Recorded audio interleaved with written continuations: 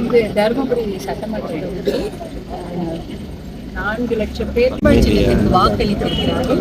அவருடைய வாக்காளர்களுக்கும் என்னுடைய சகோதர சகோதரிகளுக்கும் என்னோட தோளோடு தோள் நின்று உழைத்த என்னுடைய அன்பு சகோதர சகோதரிக்கு இந்த நன்றியையும் வணக்கத்தையும் தெரிவிப்பதற்காக தான் இந்த பகுதியில் நான் வந்திருக்கின்றேன். கடந்த மாதம் கூட அரூர் பகுதியிலையும் நன்றி தெரிவித்துக் கொண்டிருக்கிறேன். பாப்பிரெட்டிப்பட்டியிலும் நன்றி தெரிவித்துக் கொண்டிருக்கிறேன். இந்த முறை தருமபுரியில் நாளைக்கு பெண்ணாகரத்திலையும் போய் எல்லாரையும் சந்தித்து நன்றி. கிராமத்துல எவ்வளோ பேர் ஆசையா என் மீது நம்பிக்கை வைத்து மாம்பழச்சின்னத்துக்கு வாக்களித்தாதான் நல்ல திட்டங்கள் வரும் என்ற மிகுந்த நம்பிக்கையோட வாக்களித்திருக்கிறார்கள். எல்லாருக்குமே தெரியும் எப்படி ஒகேனக்கல் கூட்டு குடிநீர் திட்டத்தை மருத்துவர் ஐயா அவர்கள் எத்தனையோ ஆண்டுகால போராட்டத்திற்கு பிறகு அதை சாதித்தார்கள்.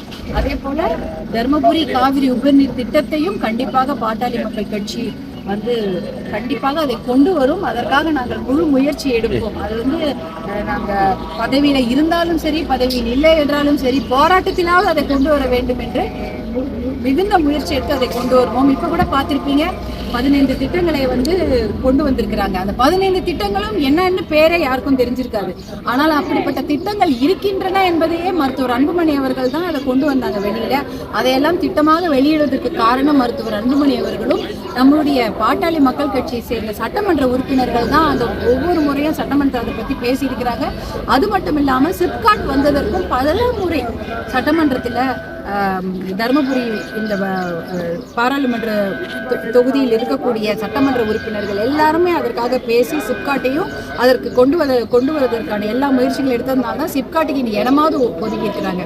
இப்படிப்பட்ட நல்ல திட்டங்கள் உங்க எல்லாருக்கும் தெரியும். மொரப்பூர் ரயில்வே திட்டம், அந்த மொரப்பூர் ரயில்வே திட்டம் யாருமே கொண்டு வரதுக்கு முயற்சி கூட செய்யல. ஆனா எவ்வளவு வருஷமா அது கிடப்பில போடப்பட்ட திட்டம், அதையும் நிதி ஒதுக்கீடு செய்து துவக்க வைத்ததே மருத்துவர் அன்புமணி ராமதாஸ் அவர்கள் தருமபுரி பாராளுமன்ற உறுப்பினராக இருக்கும்பொழுது. ஆகையால் எந்த நல்ல திட்டம் தருமபுரிக்கு வந்திருந்தாலும் அதையெல்லாம் கொண்டு வருவதற்காகவும் பாடுபட்டது பாட்டாளி மக்கள் கட்சி என்பதுதான் நிதர்சனமான உண்மை. அது உங்க எல்லாருக்கும் தெரியும். அதே போல இந்த காவிரி தருமபுரி உபநீர் திட்டத்தையும் பாட்டாளி மக்கள் கட்சி தான் கொண்டு வரும் என்பது நாங்கள் ஒரு முழு முயற்சியோடு ஈடுபடுவோம். கண்டிப்பாக அது தொடர்ந்து போராடுவோம் என்பதுதான் இன்னைக்கு சொல்ல வந்த விஷயம். நன்றி. மேடம், விக்கிரவாண்டி இடைத்தேர்தலில் திமுக ஆட்சியுடைய 3 ஆண்டு கால சாதனை கிடைத்த வெற்றின்னு சொல்லியிருக்காரு. அதை பற்றி உங்களுக்கு கருத்து? விக்கிரவாண்டி இடைத்தேர்தல் என்றாலே இடைத்தேர்தல் என்றாலே அது எப்படி நடக்கும் உங்க எல்லாருக்குமே தெரியும்.